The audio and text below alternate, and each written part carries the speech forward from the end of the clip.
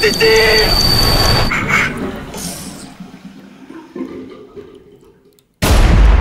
of all, joyeux anniversaire, because it's 30 years of Lachen in the cinemas. It's coming back on Polish cinema this year.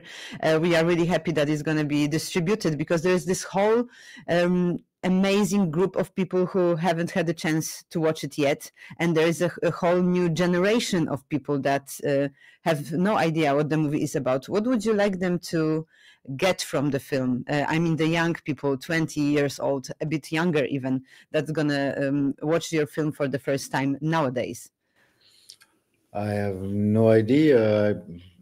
First of all, I'd like them to enjoy themselves and to have fun, because Lion, it's a comedy, and then I want them to think about the subject and about what we're talking about, and the relationship between youth and the police, and also how that actions have reactions, and that things, it's not all black on one side and white on the other side. It's a gray area, so you have to make the effort. Make the effort to what, actually? What do you mean that? To keep communicating with the other side. Yeah, that's what I was thinking about when I was watching this film. I told you just a moment ago that I watched it today. It wasn't the first time of all, but I wanted to have it as a fresh reference. And for me, this time when I watched it, it was primarily the film about friendship, about male friendship in this world that it's a bit toxic outside. We talk a lot about toxic masculinity, but I don't think that those characters are like that. I was thinking about them as really connected boys to one another, that they have the sense of camaraderie, solidarity. They are with themselves together. And actually, I live in the block of flats area, and we don't see that around that much nowadays. What do you think about what happened, that people are not together as they used to be? Because in your film, we can see that they are together all the time with people around them, with the community. And now it doesn't really work like that. Yeah, that was before 2001. Mm-hmm. Everything changed after 9/11, and the philosophy, it's not the same. Before we were not scared about worldwide terrorism, and we didn't have the media that were, pushing everybody to hate the other side. It was not like that. It was more a community, but now the community is divided. So yeah. I was also thinking that there were no social media for young people, that they are always, with their phones. Nowadays, they are with their phones and their friends. And before it was a bit different. I was a kid in the 90s, so I remember just like calling my friends to the window, and they were coming from there, or somebody said that, she's not home. And I was like, okay, so I'm going to come back later. And nowadays we are constantly in touch, but not in touch with other people. Do you feel that it could affect also the way your film would be made today? Like, were you even thinking of that 30 years passed, and how this film would be today if it was made? I don't know. I think it can be the same. It doesn't need to change a lot, because you can if you take the telephones out, then there is nothing really that changed. It's the same kind of youth, the same kind of thing. The only thing that changed is that now you don't yell from the bottom of a building unless you don't have batteries in your phone. So it's just a matter of batteries. If your phone doesn't have any autonomy, then you're back into 1995. That would be interesting for many young people now to even try that, because when I see them around, they are always like together, but yeah, it's part of their way of life, and I don't think they don't know anything else. I think if you take the phones out, in 1 week, everybody will be back outside and having fun like we did. I don't think it would be a big problem if you take it out.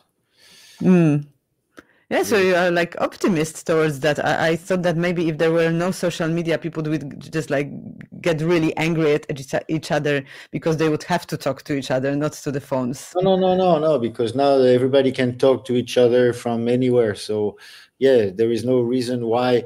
Yeah, you can get mad at anybody from the other side of the planet. Before, you had to be there. You had to be in the street against that person or watching TV. It's not the same thing. Today, everybody can say something. Everybody can scream. Everybody has a voice. It's good, but it's also bad because nobody. Because now you don't have to. Before you had to, if you wanted to be heard, then you had to make the effort to be famous or to do something that gives you a voice. Today you can have a voice just because you're dressed funny or because you have a special dance or because so it's not the same as before. Yeah, era of TikTok. I guess you're referring a bit to that whatever you do, just do it loudly. Why people say TikTok? Because it's everywhere. It's not just TikTok. It's the TikTok mentality is everywhere. Everybody's talking with emojis. Everybody is doing the same dance. Everybody's listening to the same 10 seconds of music. Yeah. So you think that we more connect with the fact that everybody's doing the same thing, not doing the research or just like digging for stuff, music, and so on and so forth, that we stay on this like top level of everything, that we are a bit lazy? I don't know how to. Yeah, of course, everybody. Yeah. If you give what the kids call the street culture today. What is called the street culture, it's not a street culture, it's just a commercialization of the street. But the street has nothing to do with it. It's the brands that are using the kids to make them look cool so they can sell more shoes. But it has nothing to do with the mentality of the street or anything. It's just on the contrary, it's a Walt Disney version of the youth, So, but and the youth are just they loving it. They all wear the same kind of brand and the same kind of hip shoes that are coming out of a collaboration in between who the fuck knows, and they're ready to pay 3,000 euro for a sweater or for a T-shirt or for a pair of sneakers. That's not street mentality. That's bullshit. But bullshit. It kind of connects with the scene from Do the Right Thing when one of the characters was having those brand new pristine white Jordans, and he was like really into them. You remember that, of course, because I know that you like this film. That was precious because those shoes were the top quality shoes that you can get to do basketball, and they were the best designed shoes. They were the most expensive. They were like almost $100, but that was it. Yeah. You had like 4 colors, and you had to keep them clean. And it didn't start with these. It started with the first, shoes that the kids were wearing in the street. You have your shoes to dance, and those shoes were ready to fuck up, to be fucked up, and you had your shoes to go out on a Saturday night, and those were like you had to have nice sneakers. And when you don't have money, if somebody steps on your shoes, you get mad. But today it's not that. They're not. You're not talking about Nike shoes today. You're talking about fucking $20,000, Louis Vuitton bag that makes you look like a fucking asshole. It's not the same. Before it was something like, what? You're stepping on my shoes? I'm going to fuck you up. Today it's, you have a more expensive bag than I have. I'm going to complain on the social media. And the funny thing is that a few years back, Jordan has this line of shoes that were inspired by Do the Right Thing shoes. I mean, with this mark that somebody already stepped on them. It was possible to buy the shoes that were inspired by this very scene from Do the Right Thing. So I didn't know. that's like the whole concept of capitalism on your doorstep, I would say. It started with the, with the, just before the hip hop movement, there was the punk rock movement in 77, 76, 77. And in 1980, 3 years after, when the movement died, you could find punk clothes in regular stores, with all the accessories already on it, and you don't have to go and do it by yourself. Rip it or cut it or anything. And it was already with the things and the nails and all the things and the pins, and that's the death of it. And the same thing with the street movement and the street culture and hip hop. It's hip hop was fun, and the guys were having fun when you wear like a fake Louis Vuitton and a fake Rolex, and the gold, the big gold chain was not gold. It was called 14 karat gold. It was gold on the rope. It was fake. And it's nice to be able to buy yourself like some real gold and some real Vuitton, okay? But come on, guys. Yeah, that's true. These guys, they all look like fucking, I don't know, but they look like my grandmother. I hope your grandmother looks better than them, actually. My grandmother was looked way better than them, and she didn't wear that kind of fucking stupid outfit, but it goes with the music, it goes with everything. I'm too old to judge all that. So can we get back to the film maybe for one moment? I wanted to ask, because you mentioned that even today you say that it's a comedy, right? Of course, it's a comedy mixed with all those strong social issues, but I think that it was a lot of fun for you also to shoot it. I think that today people have so much more means to produce cinema. There's a lot of effects and a lot of new things that you can use, artificial intelligence, just to mention one thing. But I think that the cinema is not really getting a lot interesting things out of that. What would you say to something like this? Because it feels that analog cinema is stronger than ever before. We are going back to older films. What is your stance on that?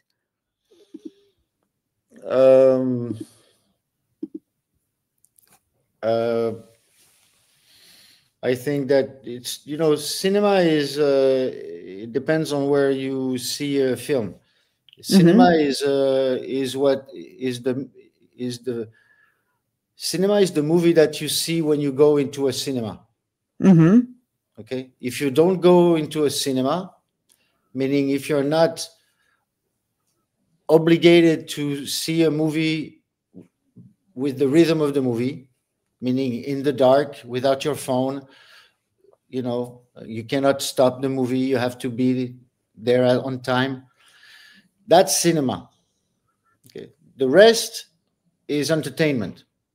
As soon as you can put a movie on your TV at home in 4K Dolby Atmos and cook at the same time, that's not cinema.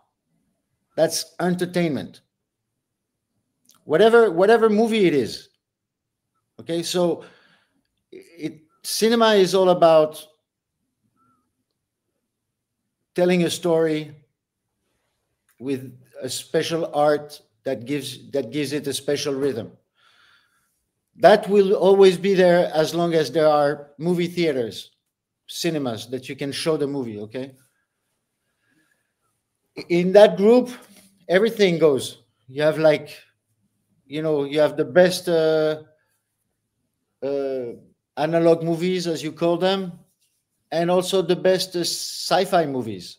And you have in between a lot of hybrid movies that are half CGI, half normal, things that you don't know what's real and what's not. And that's something else also. But cinema, like telling stories through 2 hours of moving pictures, that will never change. It will always be there. But it's the way we see it, the attention that we have for that totally changes. So I don't have a real answer to what you say. What I think is that cinema is evolving in many, many, many ways. And it's not like before where you had movies for cinema. Now you have movies for your phone. You have movies for your VR. You have movies for your video games. You have movies for everything. Every commercial now is a quality movie that's same quality as a Marvel movie. So, and you still have small movies that win the Oscars. So, movie is still going to be there. I don't think it's as interesting as it was before, mainly because now there's so many movies that are made every day that you cannot see them all. You don't have time to. Even if you see a good one, you don't really have time to appreciate it. Yeah. And it's not like before when you knew that there was a movie that was coming out in 3 months and you had to be there on the first day because the quality of the movie will go bad the next day. So it's not the same thing. But but I'm very happy to have 10,000 movies on my screens, accessible to everywhere in my rooms on the best sound quality I can have. So God bless Netflix. God bless Netflix. I wouldn't ever expect that you're gonna say it. God bless everything. God bless Netflix. God bless the small companies.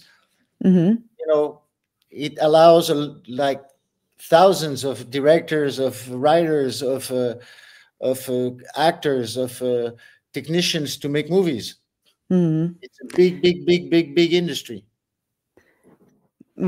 I love the fact that in your film the three of the characters and other people were communicating with pop culture, that it was their language, the quotes that they were using, the t-shirts that they were wearing.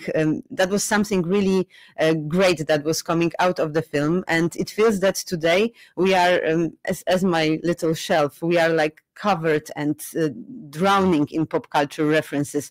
Do you think that pop culture still has something interesting to say to be part of the language, or it's just as a tool? It's bullshit. It's a selling tool. Pop culture is being used by any brands and any commercial, from a bank trying to sound cool to a a hamburger company that use the same language. No, it's not the same as before. It's not the same as before. Pop culture came from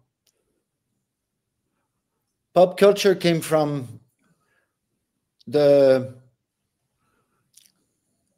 way people looked at the way some creators looked at culture and made it pop in a way that they disrespected the culture and made fun of it.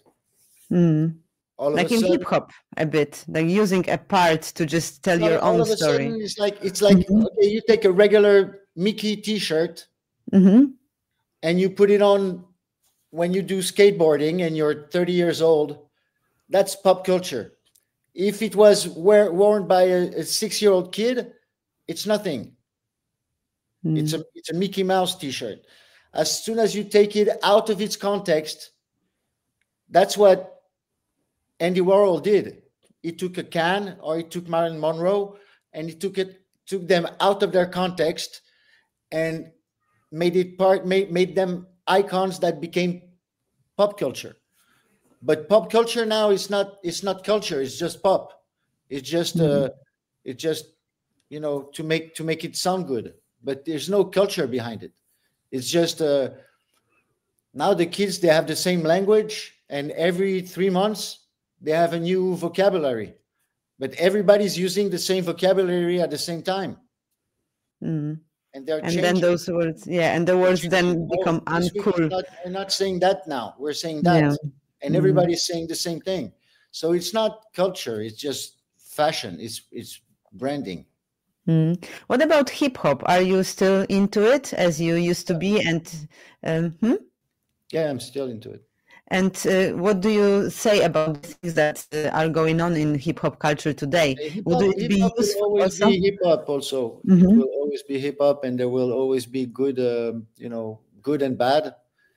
And there is a very strong, hip hop changed the cultural world on music level, on a fashion level, on a language level, on the communication level. Everything hip hop changed. And of course, you have now hip hop billionaires. So the hip hop billionaires are still hip hop, but they are businessmen.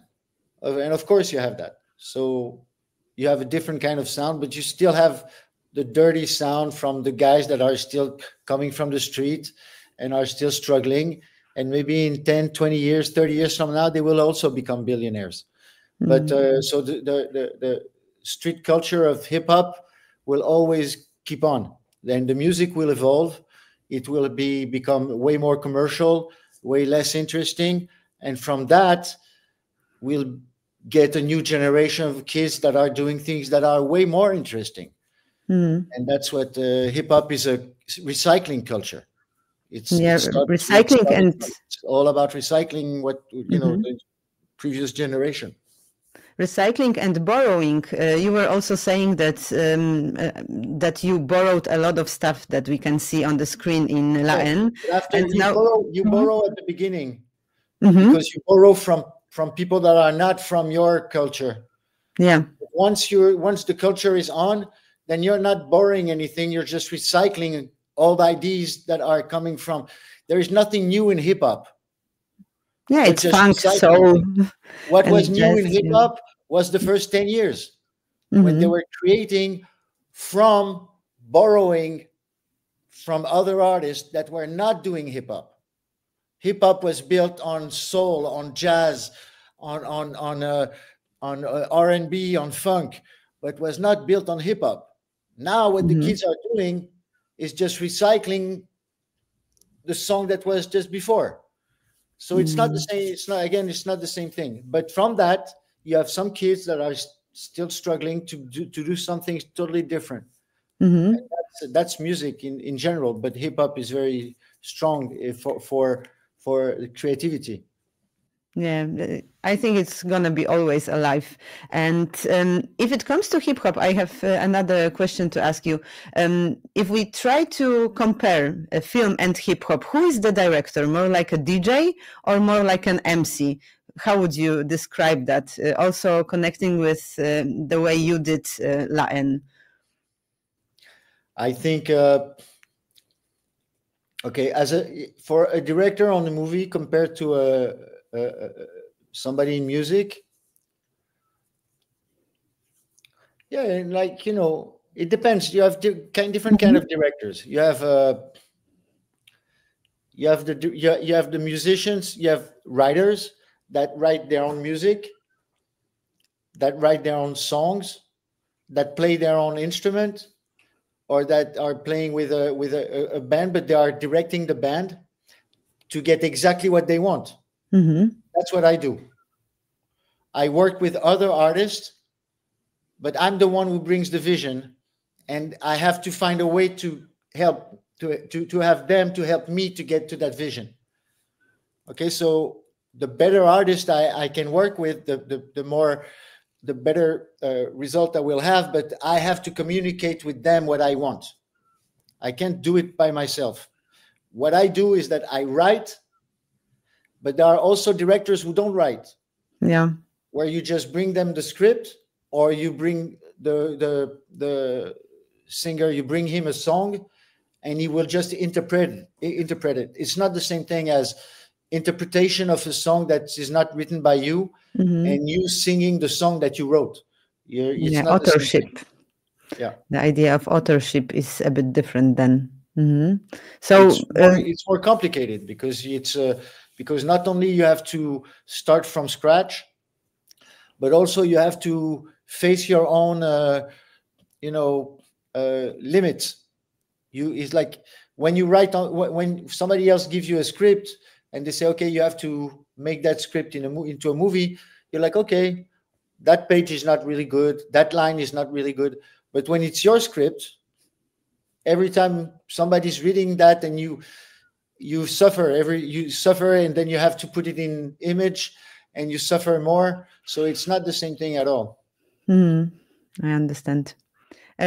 I also wanted to ask you, because La Haine was called political film at the time when it was released. Now it's also described as one. But what do you think about making films like that today? Is it still relevant? Do people really want to be shaken by films, or can cinema wake us up?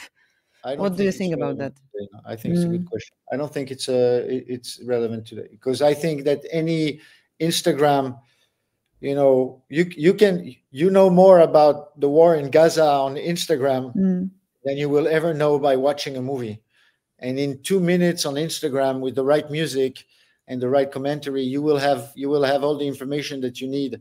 So you don't need to watch a movie today to know what it is to be like a Syrian family, or a group of refugees in Spain, or or a homeless person in Paris. You can go on YouTube. You can find everything on YouTube. So there is no reason to make movies about that, especially when people have to pay for it. It's difficult to get people to pay to see the misery of the world that they can see for free down, right there. Before, they didn't know, because before you had only like 4 TV channels and 3 medias, 3 newspaper. So if you wanted to have another view on the world, you have to go to the cinema. That was back in the 80s and the 70s and in the 90s.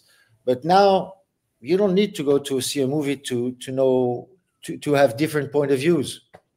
YouTube is the best tool in the world, I think, for that. You can learn everything. Everything is on YouTube.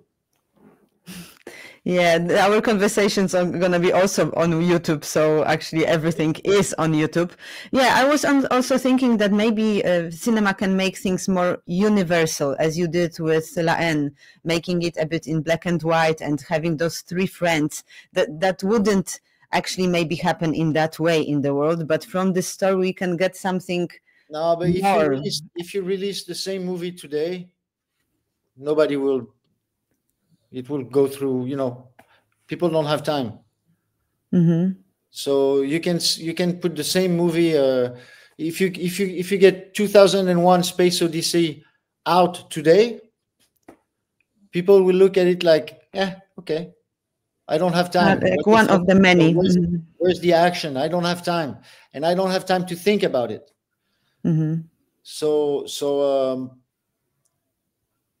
yeah, what was the question exactly? Yeah, I was just thinking about films that are universal, connecting with the fact that things are on YouTube and we can watch all those stories. But when you have this story, you cannot be universal today. Being universal today is just being like make $1 billion in sales. That's a universal movie. But like we did. When when movies were in the theaters for months and you had to go to the theater to see it, again, it's not the same thing. It's not the same energy. So cinema doesn't have the same impact today as it had before. It's still relevant. It's still important, but it's based more on how to get emotions and to tell stories, they're human stories, but political stories are not relevant in movies today.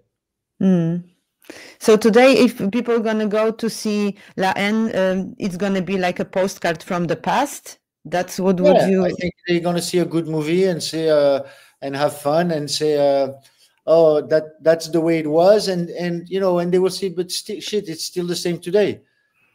So that's I think the lesson they can maybe get from it.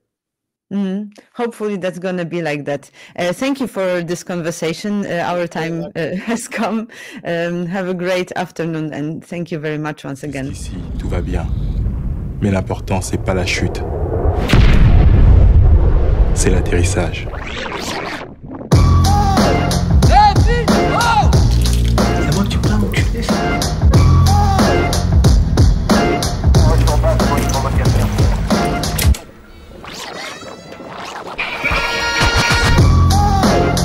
Non, putain, par contre, j'essaie de prendre moi. Tiens, vas-y, arrête.